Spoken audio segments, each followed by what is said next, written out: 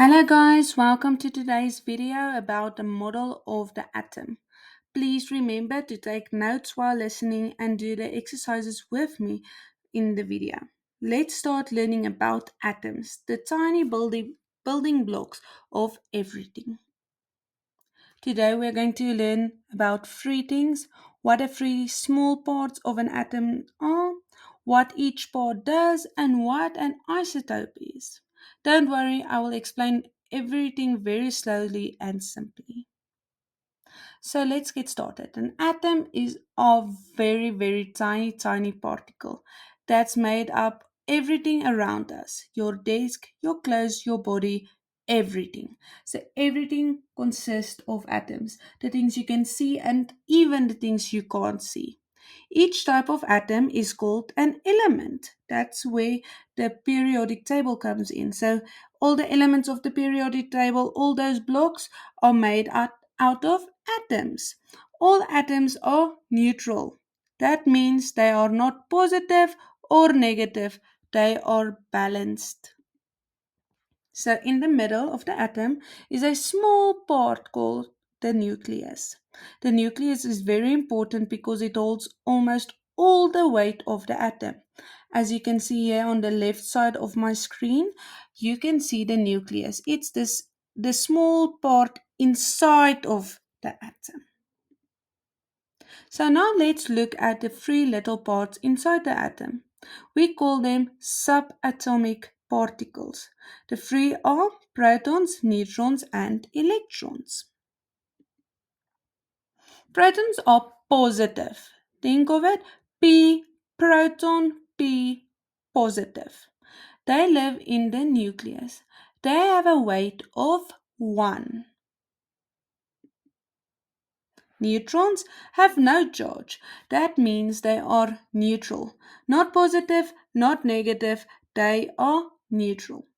They have also been found in the nucleus. So protons and neutrons come inside at the nucleus in the middle, there where the arrow is.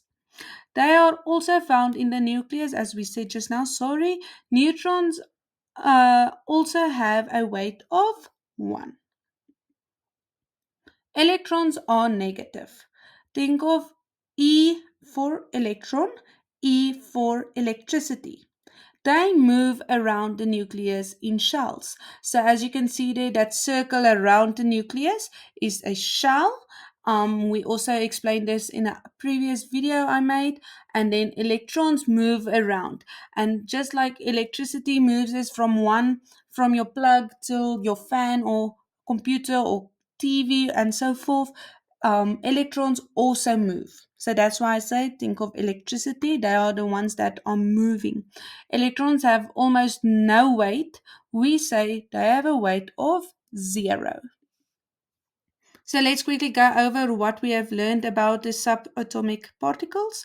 So protons are positive. They are found in the nucleus and they have a weight of 1. Neutrons have no charge. They are also found in the nucleus and have a weight of 1 as well. So usually the protons and the neutrons are the same. Then electrons are negative. They are found around the nucleus in shells, and electrons are very light, so they have a weight of 0. Please write this down in your books, all these notes. So I will let you pause this video, write down this table of the location of the atom. Again, the proton and the neutron are in the nucleus and the electron is the shell. The charges are positive by protons, neutrons don't have a charge, and electrons are negative. Not nothing, negative. And then the weight for protons and neutrons are 1 and electrons are 0. Okay, I will quickly give you a few seconds to pause and then you can play again to go to the next slide.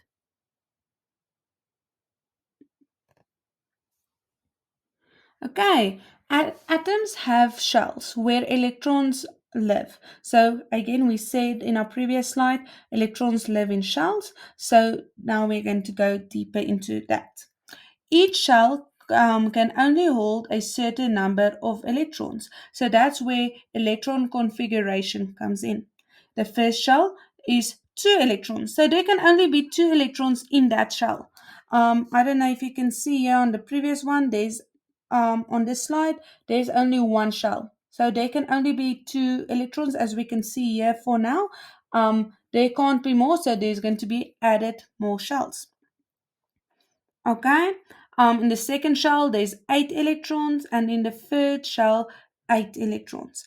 And then also it can go higher and higher and higher. The more electrons it has, the more shells it has. Obviously, now as you can think for that. You must fill in the first shell before starting to the next one. So you can't put 1 electron and then make another shell and put 2 and make another one. No, there should be 2 electrons first in the first shell, and then remember you are working away from the nucleus, so the first shell will be the closest one to the nucleus. So the first shall only have 2 electrons, the second shell will have 8 electrons, and so forth. So let's look at some real atoms. Let's look at neon, the first atom. It has 10 electrons. It goes 2 and 8, as you can see here. So in the first shell, you can only see 2 electrons. And in the second shell, you will find the other 8. And 2 plus 8 is 10. So we know neon has 10 electrons.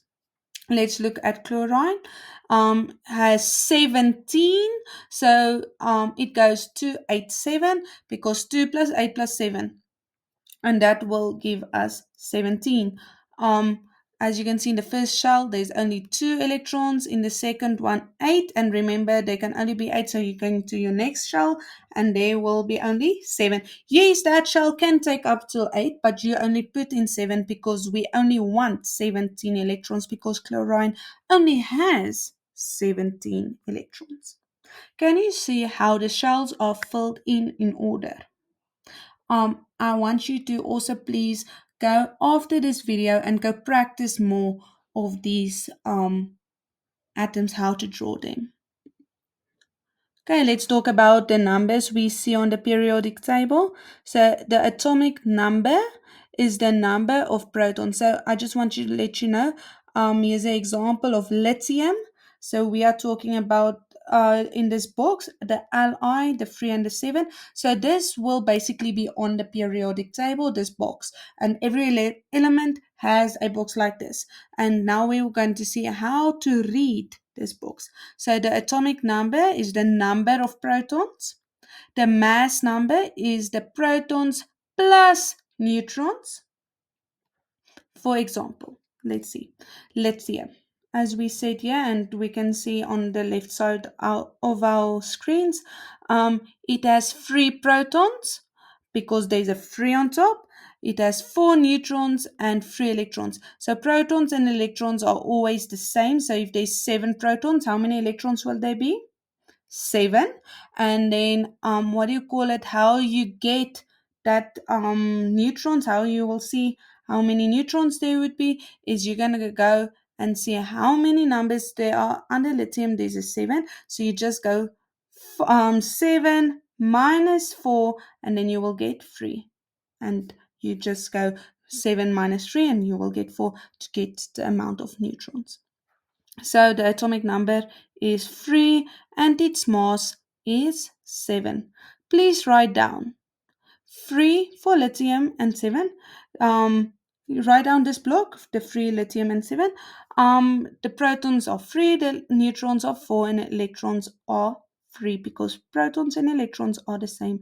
I want you to write down this block, this slide. Okay, now what is an isotope? Isotopes are atoms of the same element, but they have different numbers of neutrons. Let's look at hydrogen, for instance, here on the screen, right side of the screen. Hydrogen 1 has 0 neutrons. Hydrogen 2 has 1 neutron. And hydrogen 3 has 2 neutrons. They are all hydrogen, but the neutrons are different. So that's what an isotope is. Okay, let's look at the summary and what we have learned today. Atoms are tiny particles that make up everything in life. Everything, everything, everything. They have a nucleus with protons that are positive and neutrons that have no charge. They live in the nucleus. The electrons, negative, move in the shell around the nucleus. Electrons are arranged in shells like 2, 8, and 8. The atomic number tells us how many protons are in the atom, and the mass number tells us the protons and plus the neutrons. So the mass number will say how many protons as well as neutrons there are. Isotopes are atoms with the same proton but different neutrons. I want you to also copy this slide into your text writing books. Okay, thank you guys for watching. I want you to make the notes, do the activities based on this work that's also in your textbooks. I want you to copy all these slides to remember it for the test. Now make sure your notes are finished and you don't forget to try the activities in your book. Good luck, guys.